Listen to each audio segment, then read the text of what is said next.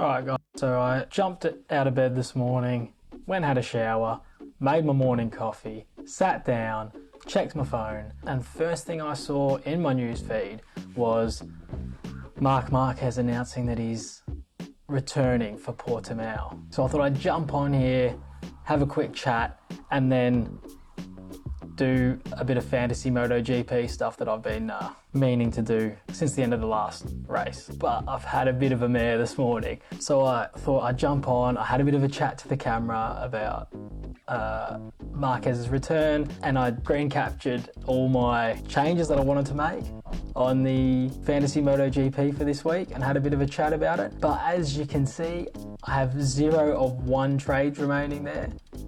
Turns out my camera did not want to comply this morning and I didn't get any of my video recorded. I'm actually just going to talk through it again now, exactly what I've done, and kind of just explain it, what I've done without showing you. Yeah, it's all done.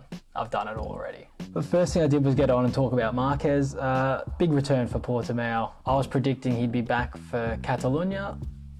He's back already. I think this is kind of exciting. I'm one of the people controversially who thought it was better last year without him.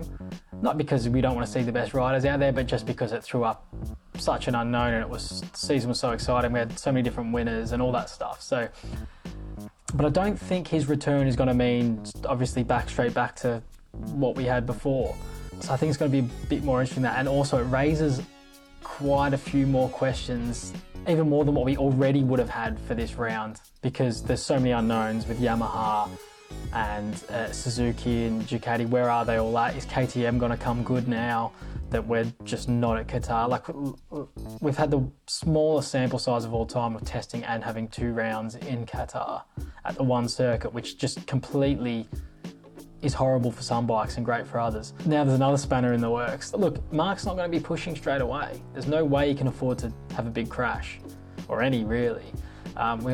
His arm's probably back to full strength just about, but is it ever? So like, he's going to be pretty cautious. I think he's going to be desperate not to crash. Look, I think he'll run around, bank some points until he gets his confidence up to the point where he can feel like, I can push this to the point of crashing now, then back in podium and win contentions. Yeah, just a quick recap on what my thoughts on Mark coming back and all that.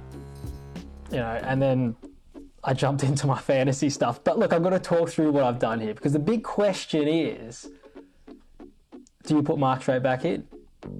And there's got to be a lot of people tempted to do so. And in fact, I was a little bit tempted. But as you can see, the only change I've made is here. I've gone Rins in for Miller.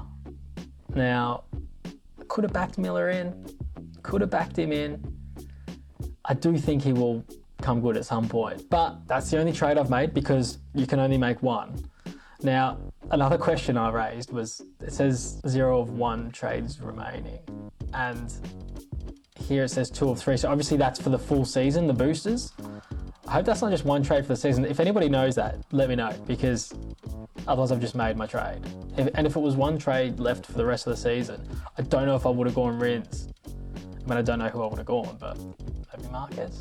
But anyway, I'll talk you through the thought process that I had here when I picked Rins, okay? I had Fabio. Now, an obvious one is obviously to go for Maverick, because he's on form. It looks like he's going to go on and win a couple of races, and he's going to be right up there in the championship. Strong case for Maverick, but still doubts over whether Yamaha can do it. Like, are they going to be on and off at circuits? Like, are they going to be just like race winning speed at one circuit, struggling to make top 10 at others? Like, we don't know where they're going to be at. Like, are they just going to fall off a cliff at some circuits? Possibly. And then I'd have Quartararo, Maverick and Yamaha, as you can see here. So I didn't want to throw all my eggs into the one basket, so to speak. I ruled out Maverick. Now, my other options were obviously Zarco. Now, is Zarco going to be able to just back it up and up and up and up every single week?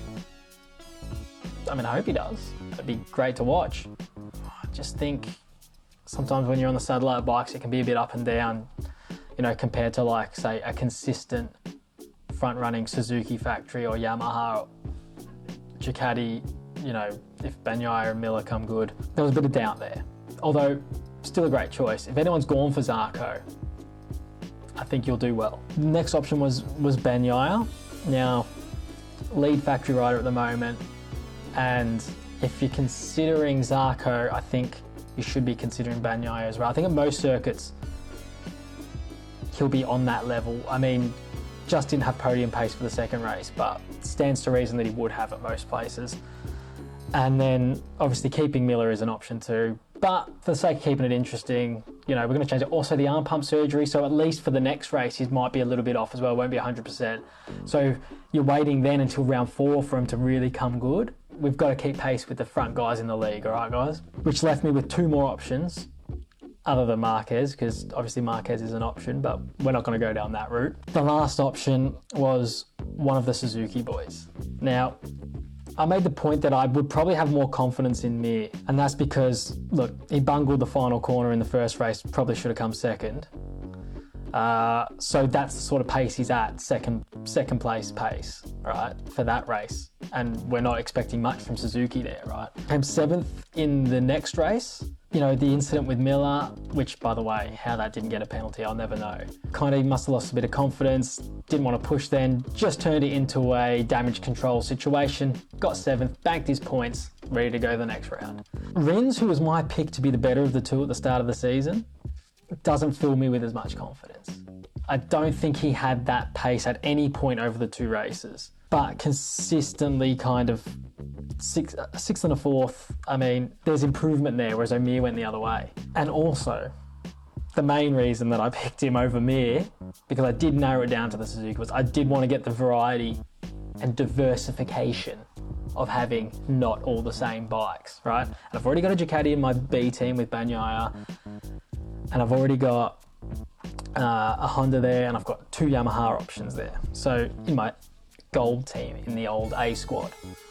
And of course, the option was also there just to swap like Miller out for Bagnaia and just keep Miller in the B squad there, but I wanted a full strengthen. I wanted to strengthen the whole squad, right? Miller's just not doing it at the moment with the arm pump surgery and all that. Let's get him out. Miller out, all right? And the tipping point for me, ever the bargain hunter, always looking for those yellow tickets down at Tesco, the old club card price. 4.1 million for Mir. Rins has dropped value by 100k, taking him down to 3.7. That's where the value is for me. If he's anywhere, I know I said I'm more confident in the ability of Mir at the moment, but if Rins can turn it on, save a bit of cash, and then leaves you with 1.3 remaining to make those trades later on, if you need to go for a big boy later on, or trade in your Yamaha for, you know, an unbeatable Suzuki or a Honda with Mark going berserk and stuff like that. So that's what we've settled at, guys. We've settled here. I think Suzuki's going to be strong again. Quartararo, obviously my lead man.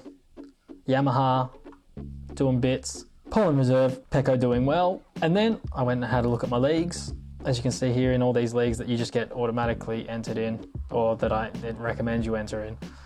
Doing okay there. 1,000, just over 1,300th place. The official league, which I think just has everyone in it, right? I'm not disappointed with that. In the UK league, 563rd place. Not bad. I'll take that.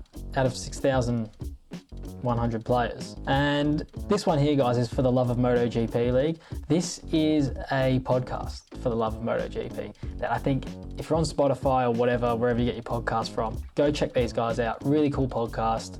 I only discovered them just before the first race. And they mentioned in that pod that they had this league going. And I decided to join. There's 37 people in it now, but like, go check out the podcast. They'll have a link for this league in the description. I think that you just sort of put in whether you want to join and they accept or whatever. But yeah, either way, guys, check out the podcast. Really good podcast. All MotoGP, and yeah, the guys are good fun and they know what they're talking about. So in that league, we've gone to 4th. So that's not bad, I don't think. We're what? 11 points off the lead. We can make that. Quokka's Revenge, clearly Australian, yep. And our team value, importantly, is less than theirs by quite a bit. So I think that's what gives you room to trade later. That's it, guys. That's all I've got on here to say. I mean, I did it all, like I said, this morning. I've had to jump back on because as soon as I went in to edit it, there was just no video there on my camera. So everything else worked fine. Just my camera just, like, it said recording, but it just didn't. Something, I don't know what happened. Hopefully this one records too. But yeah, let me know what you think, what you're doing with MotoGP Fantasy this week. Are you making any trades? Did you bungle it on Miller like I did, using your boost on him in the first round and then keeping him for the second round? And what do you think about Marc? Are you putting him straight back in? Is it worth putting him back in? I don't know. I'm going to hold off, obviously. But yeah, I'm going to hold off on him. And aside from Fantasy League, what do you think of Marc coming back? Are you excited? I'm looking forward to it. Let me know if you are. It adds another dimension now. Of all the unknowns and all the questions we had, there's another just out there question, like, what's Marc gonna do? And I think just with a full week leading up to it, the anticipation is gonna be massive. We'll see how he does in the first practice, I guess, and if he's pushing or not, and then if he fucking rips it in qualifying, then who knows what's going to happen, right? So Honda needed that. Oh, did Honda need it? They've had a grim 2 weeks.